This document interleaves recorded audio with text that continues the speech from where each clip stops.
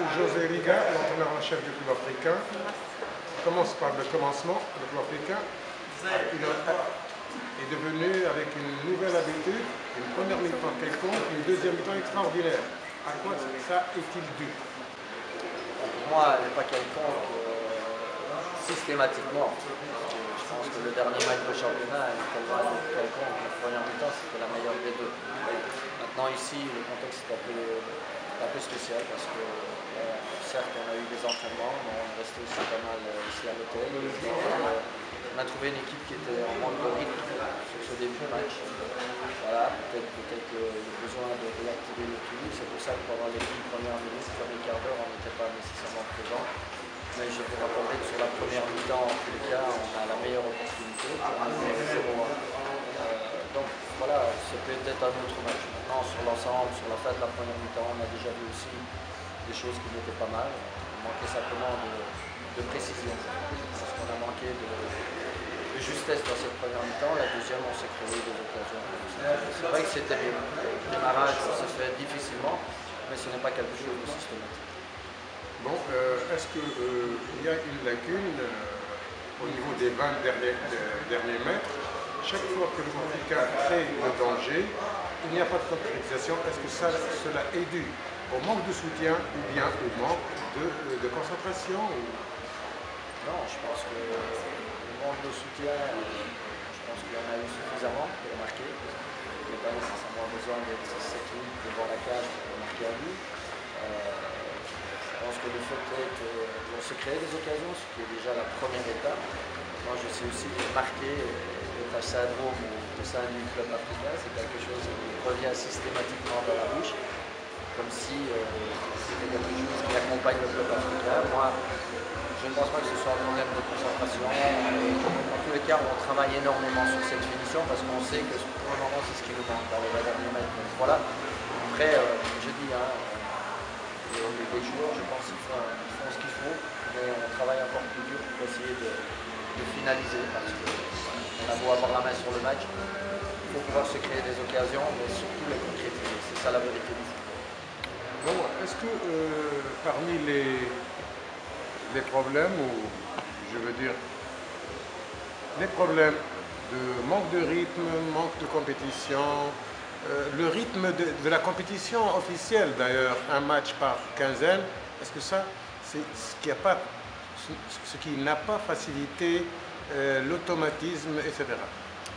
C'est vrai que c'est une compétition un peu paradoxale parce que, comme vous dites très bien, il y a énormément de trêves, donc c'est pas facile quand on s'installe dans le rythme de le garder. Vous savez aussi que notre premier match a été postposé, le championnat, et puis après il a été suivi par le deuxième match et puis une trêve.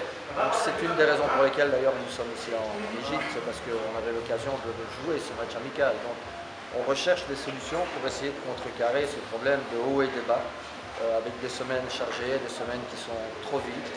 Mais voilà, on travaille pour en tous les cas et je pense que le travail va faire forcément les résultats qu'il faut pour nous. On ne sait rien faire contre la compétition, on ne sait pas changer la formule de compétition. L'objectif, c'est d'essayer de se trouver des matchs amicaux qui sont suffisamment consistants pour justement pouvoir conserver le rythme. Revenons à ce match même. L'un de vos joueurs, dans une interview anticipée, Oui.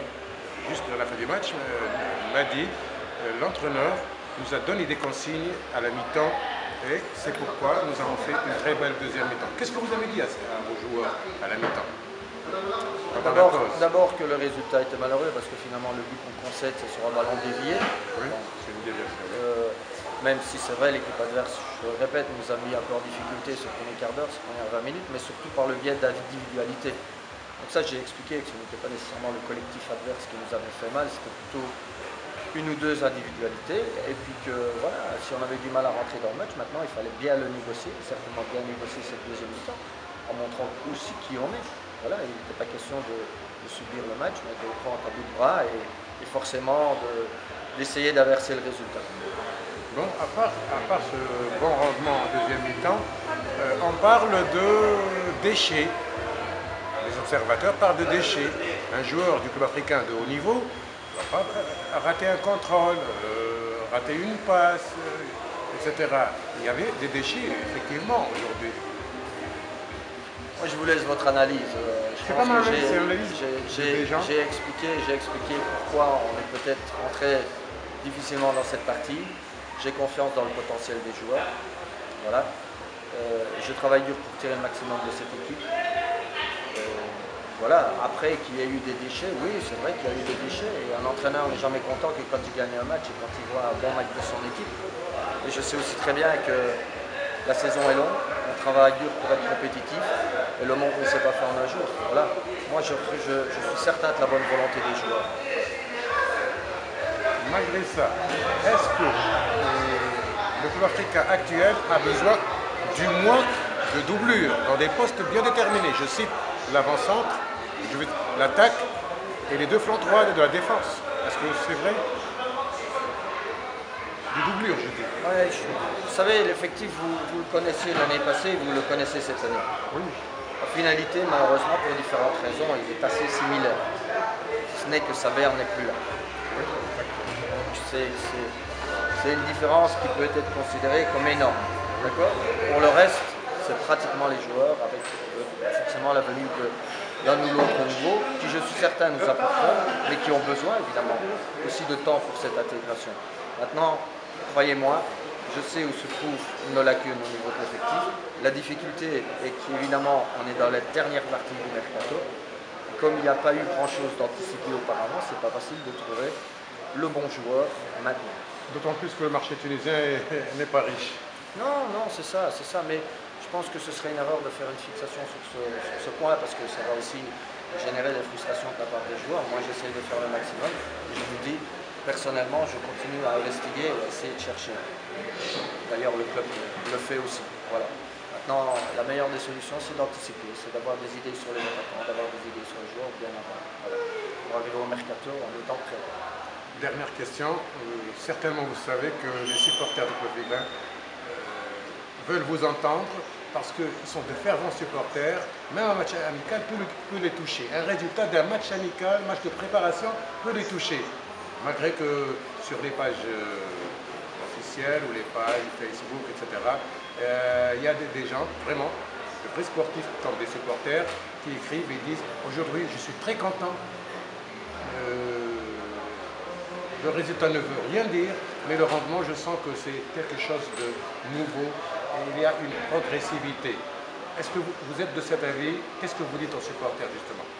Vous savez, c'est difficile de parler aux supporters en disant qu'il faut être patient parce que je connais, comment vais-je dire, je connais les gènes d'un supporter, d'un vrai supporter, il veut tout gagner. En ça, on est les mêmes. Ça, je partage le même sentiment, j'ai envie de tout gagner. Maintenant, encore une fois, on oriente notre jeu, on oriente nos entraînements, on oriente cette prise de rythme pour être compétitif dans les vraies compétitions. Maintenant, je ne pense pas que le club africain aujourd'hui a snobé ou a bâclé ce match. Simplement, je le répète, quand on a voyagé, quand on est ici, quand on a des entraînements et puis des coups d'arrêt, on sort un petit peu de ce rythme. Je pense que c'est la difficulté que notre entrée en matière. Maintenant, pour les supporters, je le répète, ma volonté est la même qu'eux. J'ai envie à la fois d'offrir des résultats et la manière. Mais je le répète, le monde ne s'est pas fait en un jour. Et je vous ai donné un regard très clair sur l'effectif aussi, qui prouve que voilà, on doit bien travailler pour essayer d'être encore plus compétitif. Vous êtes optimiste donc? Moi, je suis de nature. Je suis réaliste et optimiste. Mais je sais ce que je veux. Vous savez, il y a 2 mois que je suis là. 2 mois et 2 semaines. D'accord? Je vais me poser la question encore à l'entraînement avant le match. Et même, voilà, il y a des choses qui changent, il y a des choses qui bougent. Il y a des choses forcément que je garde parce qu'il y avait de bonnes choses, ça c'est clair. Mais vous savez, quand vous essayez de transformer quelque chose, il y a toujours cette étape intermédiaire qui peut être un peu chaotique. Et c'est le cas, mais c'est normal. Voilà.